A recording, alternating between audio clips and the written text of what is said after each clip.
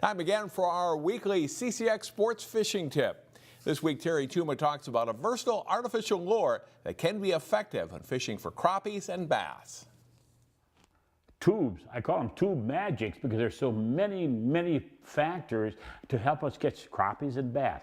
One is to make sure that the size of the jig head, the weight of that jig head is going to get into that strike zone. That's number one. Then number two is that, when you're fishing with a tube, is make sure that these tentacles are not stuck together. If you cannot get them apart, get rid of it and put a fresh one on. Also too, do not be afraid to shorten up that tentacle for more of a short bite or a subtle presentation.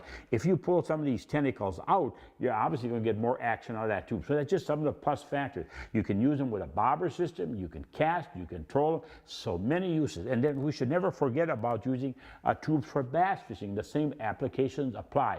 And then when you're using tubes, especially for crappie fishing, add a crappie minnow or a small fathead.